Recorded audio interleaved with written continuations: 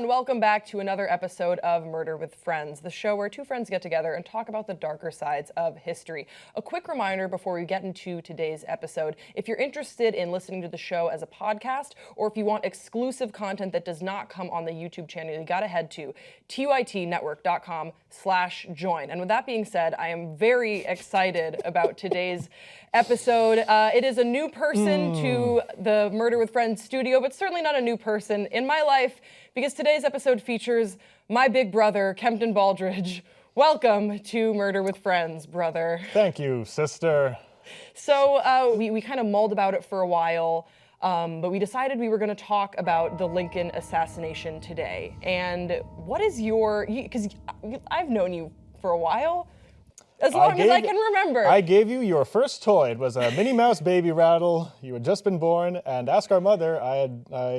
She had just given birth to her technically third child. That was our first encounter, but I have memories from when I was, probably 6, 7, 8 years old, and of you memorizing every single American president. Yes, our elementary school had a thing called the Principal's Challenge. One of the challenges, and you just got a little certificate, it was memorize all 42 presidents. And since then, you've really had an interest in presidential history, and this is something that you've maintained. And so when it came time to talk about a murder case or a dark side of history, it just sort of seemed natural that we would talk about presidential assassinations, but we kept coming back to Lincoln, because initially we were going to do this episode and we were going to cover a bunch of different assassinations, but I had no idea that there was such an elaborate conspiracy and there were so many different conspirators around the Lincoln assassination. So can you sort of outline for our viewers a little bit about what we're going to be talking about today, maybe the story they weren't familiar with? The standard narrative of presidential assassinations is, there was a crazy man, he had a gun, and he shot someone. And it's sometimes like that, but it's not always like that. And John Wilkes Booth, everyone knows the names. John Wilkes Booth and Abraham Lincoln. Those are familiar names. John Wilkes Booth planned this out. He recruited a team of people. Initially, he was going to just kidnap Lincoln, but then he decided to go a step further, which is kind of funny. You normally think about people who initially they're gonna I'm gonna murder the person, and then they chicken out at the last minute. They're like, you know what, maybe I'll just kidnap. John Wilkes Booth was initially just gonna kidnap, and then he was like, you know what? Yeah, fuck that. I'm going to murder. And then also there were other attempts on lives within the figures in the U.S. government at the time. So we're going to be talking today about Secretary of State William Seward and Vice President Andrew Johnson, and how within the span of just a couple days, and actually really the night of April 14th, 1865, there were attempts made on their lives that we don't hear about. We think that it was sort of a rogue gunman in a theater that killed Lincoln. But in fact, what we're going to talk about, that's just really part of the truth. Right. Basically, in a nutshell, John Wilkes Booth wanted to sever the head of the U.S. government in one fell swoop. He wanted to kill Lincoln, Johnson, and Secretary of State William Seward in one night. Fun fact, the Secretary of State was not in the presidential line of succession. There was in 1792, Congress established here's the order. It goes President, Vice President, President pro tempore of the Senate, Speaker of the House. That those 4 people are Secretary in line. of State Secretary is of not State. in there. So poor Seward gets involved in in a small way. If he'd known what John Wilkes Booth was trying to accomplish, I sort of feel like when the attempt was made on Seward's life, it would have been like, I don't count, not me. All right, well, let's get into that a little bit later, but first let's kick it off with just a quick clip that I found, just an old, I guess it's an old movie of probably the story of the Lincoln assassination that you're familiar with. So this is the story that you know.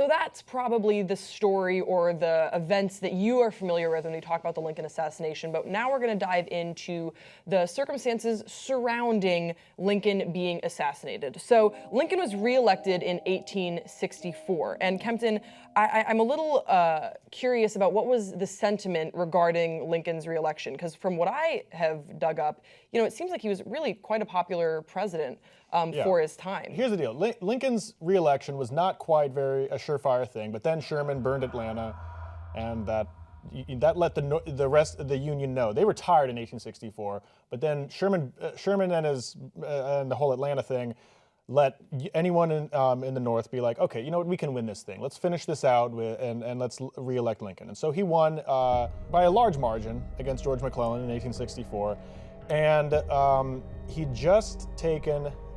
He just done his second inaugural speech, which is famous for the line "with malice towards none." He had an eye towards Reconstruction. Mm-hmm. So what is the feeling in the country right now? Are there some people that are afraid of a second term under Lincoln?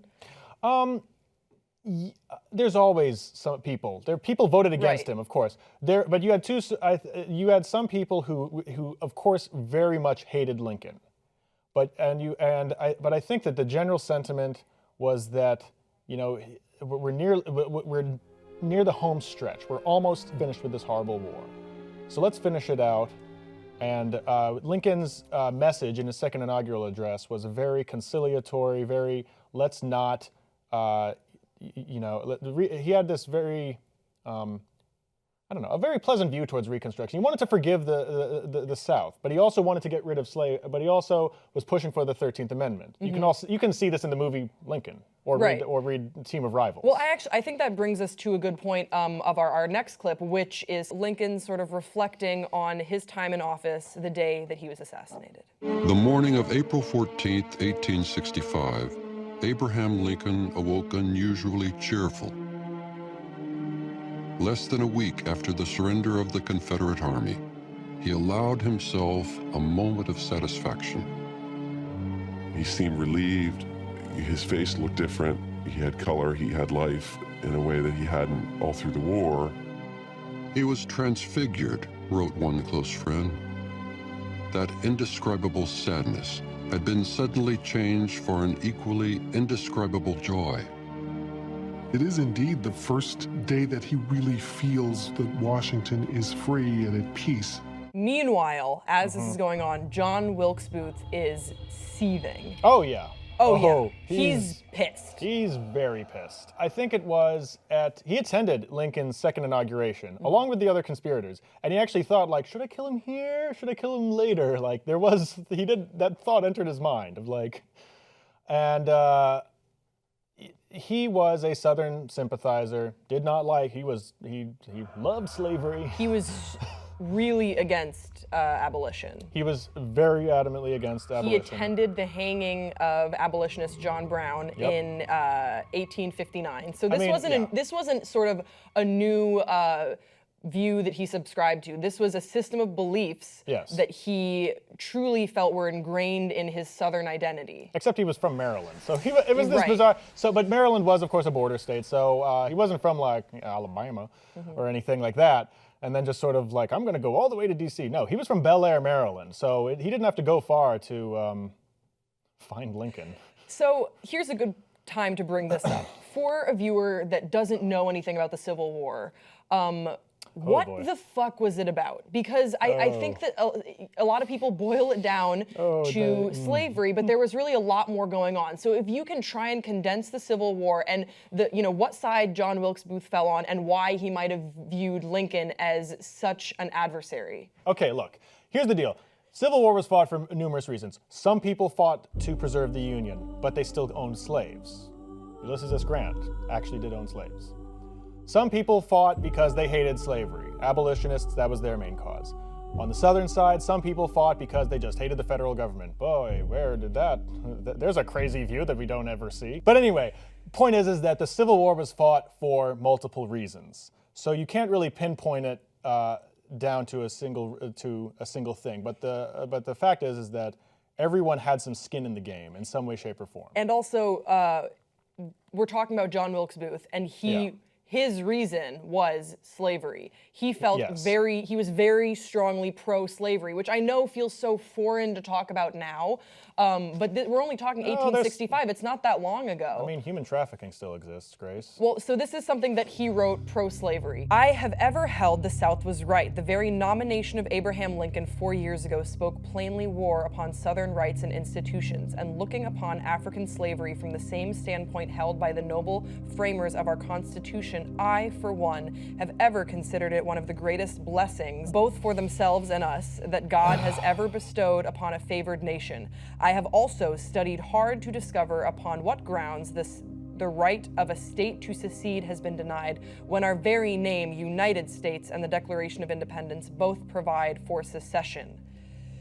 So, I think this gives you some insight into the mind of John Wilkes Booth, but let's delve in a little bit deeper, because this wasn't just a crazy, isolated individual. Indeed, he assembled a team to conspire to kill the President of the United States. And let's go to a clip right now that outlines who he recruited. The fellow conspirators that Booth assembled were David Harrell, a young man in his early 20s, Washington, D.C. native, unemployed pharmacy clerk.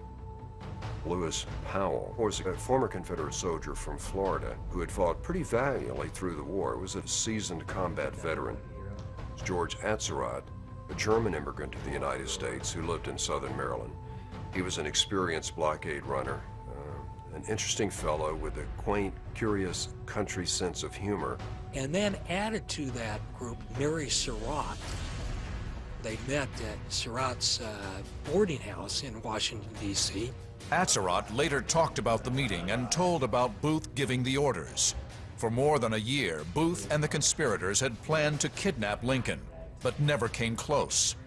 Now, with the surrender of the Confederacy, Booth says more drastic measures are needed. So Booth did plan on kidnapping Lincoln, and you sort of touched on that in your introduction. Can you explain why he wanted to kidnap? What was the mindset behind why that was the most effective plan? It would force the U.S. government to the negotiating table. With the Confederate government. Right, with the Confederate government. And that would, therefore, they would have to recognize the Confederate government as a legitimate government, and that would maybe invigorate or embolden the Confederates? Yeah. Well, if you want your president back, give us our independence.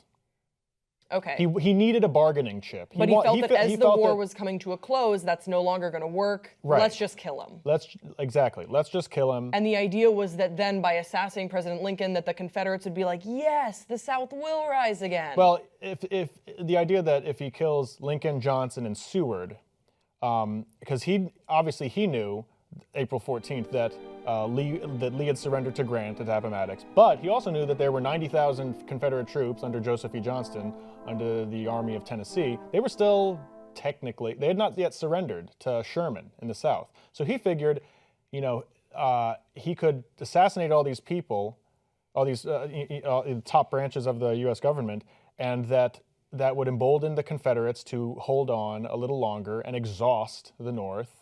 Mm-hmm. Because he really thought that this would sort of light a fire, right? And send a message to his Confederate comrades. Is that the right word to use? He doesn't know them all. He doesn't know them all, and there's some people who say that he wasn't.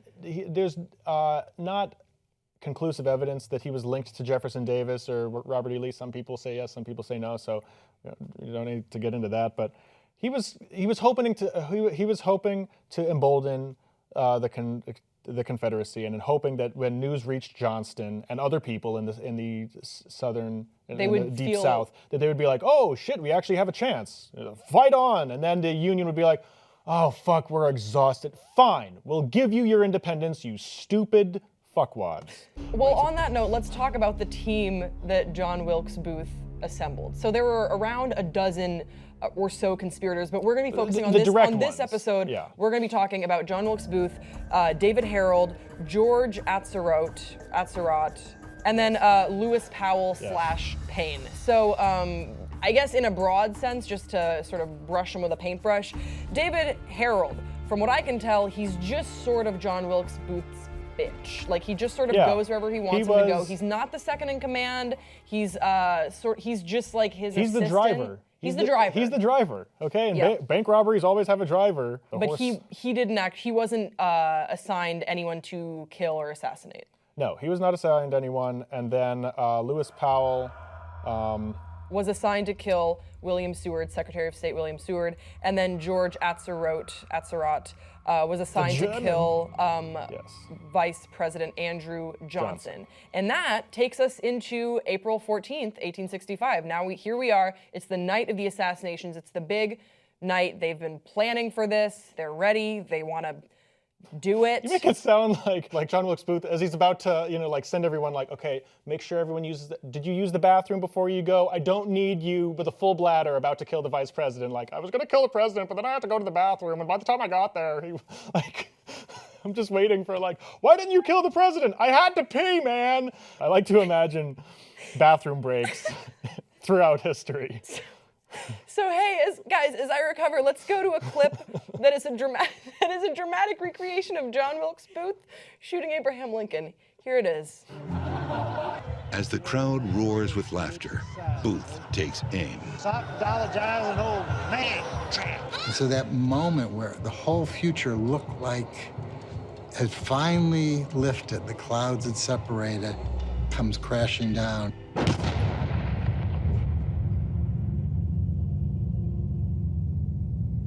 The bullet enters the back of Lincoln's head. Booth stepped up to him, fired a shot from perhaps 3-4 inches, not right against Lincoln's head, but close, and it hit Lincoln in the back of the head, like a sledgehammer would. This is the Derringer that Booth used on April 14. It's about 6 inches long, weighs about 8 ounces. So let's talk a little bit about the specific assassination, what goes down in the theater booth. So what can you tell me about why was he at the theater? He was going to see a play. As the other clip said, Lincoln was in better spirits. Our American Cousin was a comedy. Right. I mean, it's in a small way, because to this day we still wonder about Lincoln, because he seems like such a magnanimous, larger-than-life character. It's nice to think that. And John Wilkes Booth, he knew the play. He was waiting for laughter. Lincoln's last breath was likely him laughing at Our American Cousin. I'm sorry. That's sad, but isn't it nice to? Lincoln died with a smile on his face. I guess that is sort of an odd sort of silver lining.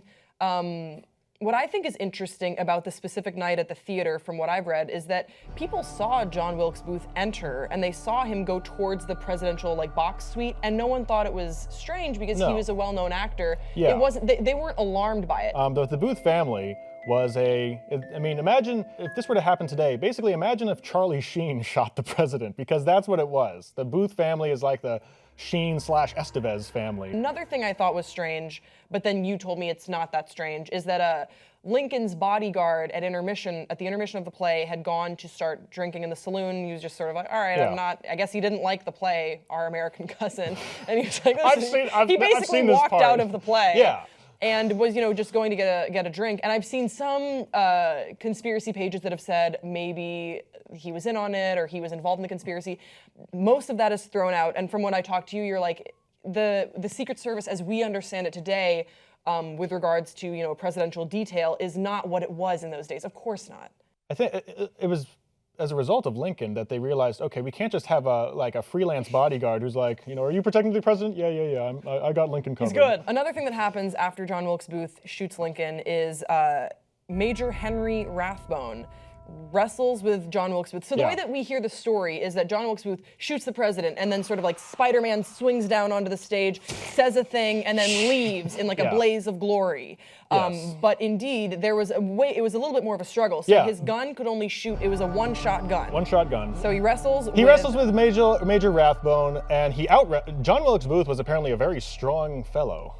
And so he out-wrestles Henry Rathbone. I think he stabbed him. Yeah. There's a lot of stabbing that takes place on this night. Yeah, so then he jumps down. I don't think it hasn't been concluded whether he broke his leg in the fall or whether it was later that night, but either way, he broke a leg during his escape. But jumps on the stage. He jumps on the stage. Jumps on the stage, says Sic Semper Tyrannis, which means thus always to tyrants. which is featured in the Shakespearean play Julius Caesar. And fun fact, it's still the Virginia state motto. Really? Yes. Oh, wow. So that's where we're going to leave Booth for right now. He has shot the president and escapes out the stage door. And he escapes out the stage door in front of an entire theater. Meanwhile, we have David Harold is getting Lewis Powell into place to assassinate William Seward. And then also just sort of as a footnote, well, I guess you should talk about this, George Atzerodt is getting shit-faced. Yeah, well, okay, the George Atzerodt is a pretty short story, but it's kind of funny. Basically, just explain that. He knew where the hotel or something where Andrew Johnson was staying, and John Wilkes Booth, as the orchestrator and stuff, John Wilkes Booth left a little message to double check whether Andrew Johnson was there, and like he left it with the like hotel inn clerk, and of just like, hey man, just wanted to see, are you home? Sincerely, John Wilkes Booth. So what happens to George Atzerodt during this time? I'll have to make a note of that. Anyway, Atzerodt had his gun, had his, I was about to say, his stabbing thing, had his knife, and he's ready. He knows where Johnson's staying. And he took a break to drink, and then I guess over the course of the drinks, he was like, yeah, I don't really want to do this. Which is nice. He had some drinks, and then he sort of chickened out of killing the Vice President of the United States. Good for him. Yeah. But bad for him for getting to that point where he had his gun and his knife. It would have been a constitutional crisis if the president and vice president had been shot, because it never got that far. It would have switched. Our line of succession would have gone from the executive branch to the legislative branch. That's never happened before. Right. So while he's getting shit-faced, we have Lewis Powell, who is assisted by David Harold, the driver, to take out Secretary of State William Seward. And Kempton, I found, I guess we can call it a student film online that sort of outlines the events that took place. Oh boy! When Lewis Powell paid a visit to Secretary of State William Seward. Let's take a look. Why?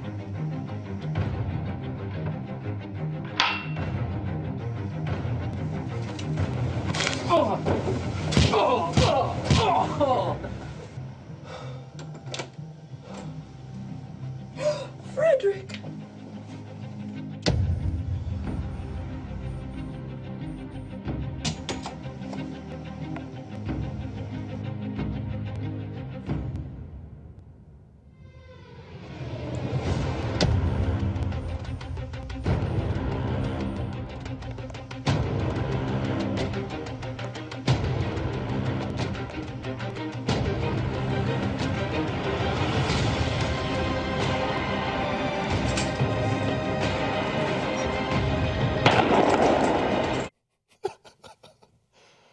I actually really enjoyed that interpretation. For you guys that wanted to follow along a little bit, so the guy with the gun, with the trench coat, was Lewis Powell, and the kid at the beginning that he was sticking up was William Seward's son, who comes out saying, oh, is this the medicine for my father? Is this the medicine man? Because William Seward was sick in bed. Well, he wasn't sick in bed. William Seward was hit by a carriage 10 days before. It doesn't get more like 19th century than that. Like the Secretary of State, like what happened to him? Like, and Lincoln obviously knew about this, so he's going to Our American Cousin. Undoubtedly, he was talking to Mary Todd Lincoln of just like, boy, I sure do hope that Seward's doing better, because it like shattered. He was wearing a jaw brace because he smashed his jaw. So. Poor it's not Seward. Funny, like a horse-drawn carriage. How do you... Stop! Oh, shit! Yeah, I know. How do you not see that coming? How do you not hear... Yeah, that's the thing. I mean... It's a horse-drawn carriage. I thought he was sick. No, he was hit by a carriage. And he was recovering in bed, and I guess, he probably had some opiates on the way. Well... Yeah, Lewis Powell says he's bringing medicine, but indeed he is going to kill William Seward. He stabbed Seward in the cheek, which I've never had that happen. Like, that's obviously not fatal, but boy, it's not, it's, ow! But this is an interesting fact. The jaw brace that he was wearing from the carriage accident is that blocked the knife blade from going into William Seward's jugular, which obviously would have really killed him. So William Seward... And then, and this is funny actually. So he stabs him a few times, leaves him for dead, runs out and escapes with Harold. No, David Harold already left. David Harold. Oh, that's right. David Harold had already left. Ass. When David Harold heard outside that something bad was going on, and you see that in the video, the guy checking his watch. Yeah. He's like, deuces, like, you're on your own, Lewis. I'm sure he was exactly. And and Lewis. Deuces. And, yes. And Lewis wasn't familiar with the streets, so he ended up getting lost, but he found his. A bloody knife. Oh, shit. He threw his knife in his sewer when he ran out. Oh, that's right. Okay. But still, like. But the point is, William Seward survived. William Seward survived. And I'm sure he was actually thankful. He was like, oh, wow, I nearly died. But thank God I got hit by a carriage 10 days ago. William Seward lived, and in 1867, he continued under the Johnson administration as Secretary of State. 1867, he purchases Alaska from Russia. Later, people were decrying it and saying, being like, oh, Seward's folly, it's ridiculous, nothing's up there. 1898, we discover gold. And we're like, oh, that's great. And then in 2008, Sarah Palin suddenly becomes relevant, and we're like, fuck you, Seward. But my point about going about Seward is that if Seward had been killed, a lot of things would have changed. Obviously, a lot changed because of Lincoln, but Seward, as Secretary of State, we don't normally think like, oh, if only so-and-so Secretary of State had stayed on. But Seward was a very influential Secretary of State. So that's a good place to go to our first break. Where we are leaving you right now, John Wilkes Booth is on the run, so is Lewis Powell and David Harold. And President Lincoln has been shot and killed. And when we come back from this rather lively episode of Murder with Friends, we're going to dive in a little bit more about the conspirators, who they were, and the aftermath. What happened to these guys once they were on the run? And then we're going to talk a little bit about the lingering legacy of Abraham Lincoln. We'll see you then.